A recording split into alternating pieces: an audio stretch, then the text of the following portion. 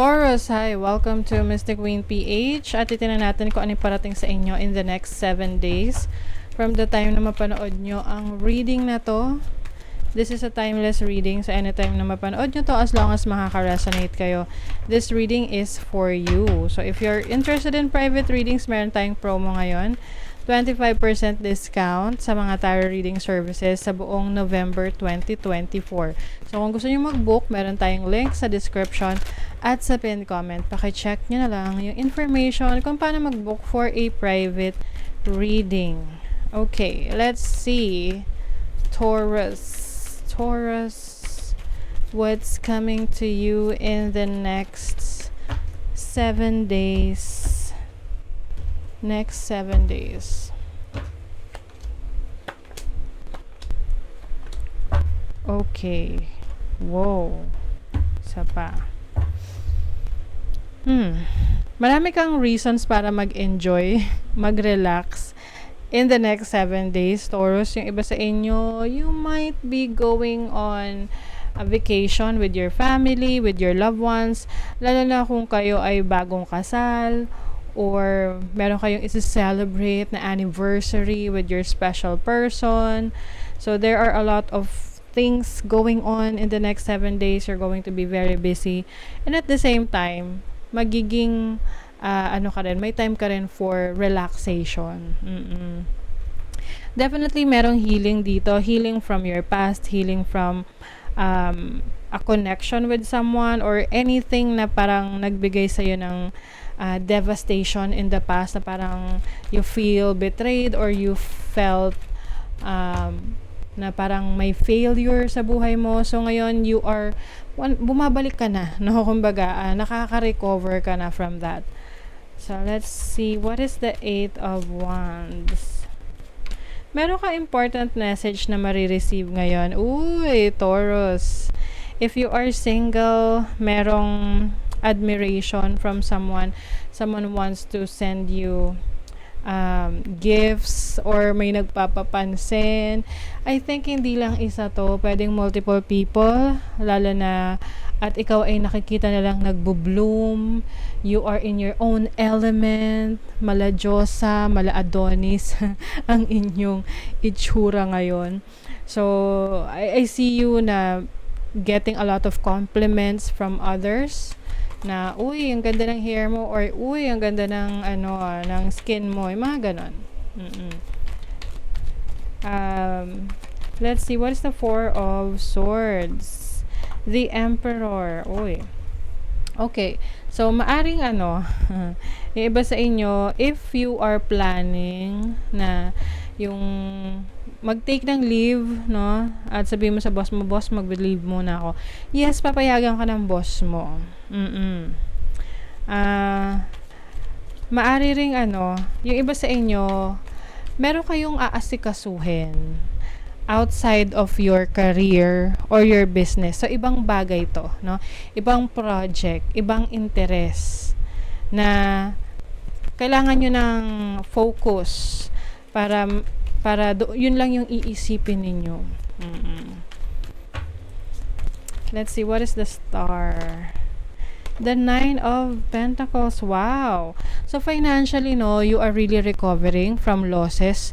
So kung nagkaroon ng financial struggle in the past, in the next 7 days, makikita mo yung change, makikita mo yung pagbabago pagdating sa pasok ng pera, mabilis kang makakabawi, may transformation dito. At yung mga goals mo in the next 7 days, mahihit mo yan lahat. And I think lalo ka kasing magiging masipag. You are going to really work hard. Yung iba sa inyo, pwedeng meron kayong isi-celebrate na achievement pagdating sa bahay. So it's either nakabili kayo ng lupa, ng bahay, nakalipat kayo ng mas magandang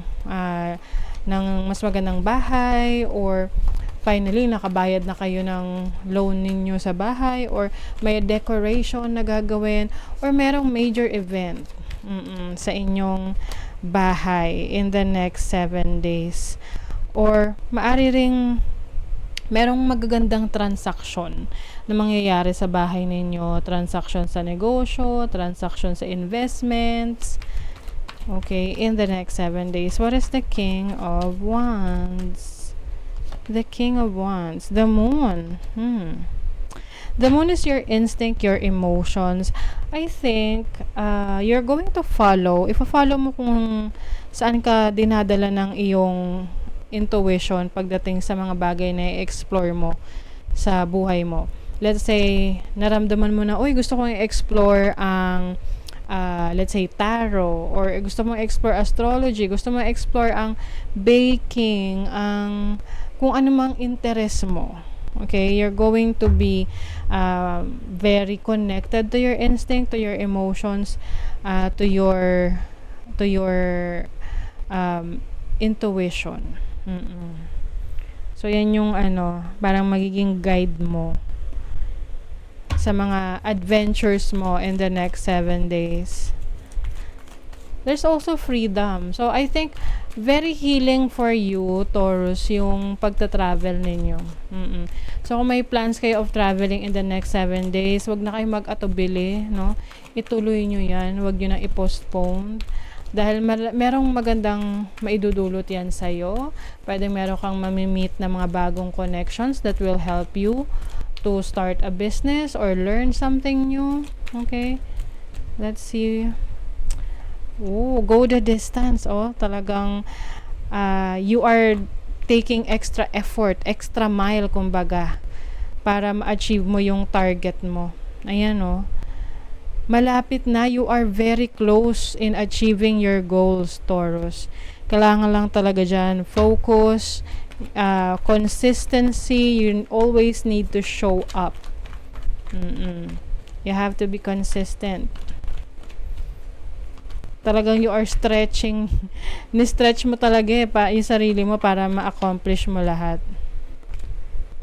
You have Mercury and Taurus in the second house. Second house is your finances, your resources, your values. I think you are learning. Meron kang mapag-aaralan na bagong knowledge on how to make money. Or parang idea rin, no? Kasi thoughts and ideas rin yung energy ng Mercury. Let's say na may napanood ka sa TikTok na video, tapos nagkaroon ka na idea na, uy, maganda yun ha. Magandang idea yun. Subukan ko nga. Ganon.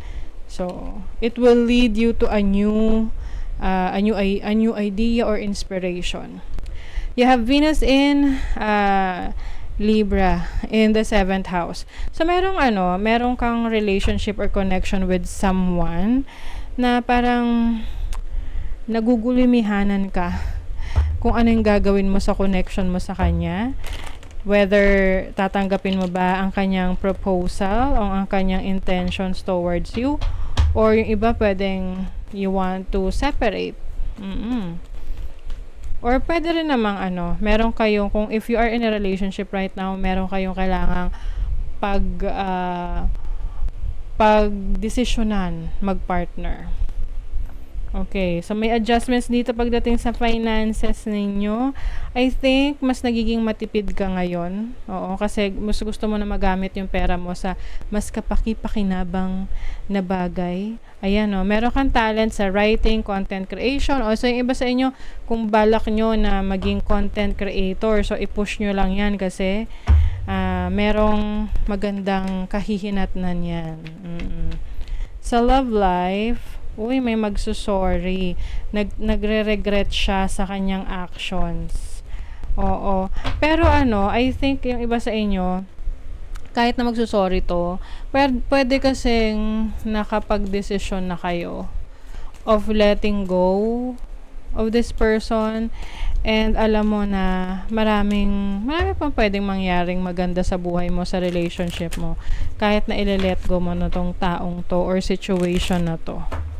Mas positibo yung mindset mo. Kumbaga parang isip mo, okay, kung mangyayari to, kung matutuloy to, kung ito talaga yung kalooban ng Diyos, then you're just going to embrace it, and focus on the good things na mangyayari sa'yo in the future pagdating sa relationship. honor your soul and celebrate its journey. So you are going to focus on yourself, no? I-celebrate mo yung iyong journey, yung kailangan mong proseso na kailangan mong pagdaanan. Whatever this is, kumbaga, mahirap man, magaan man para sa'yo, it doesn't matter kasi ang importante sa'yo is yung learnings mo for those experiences. Okay? So that is your reading, Taurus. Thank you so much. Bye!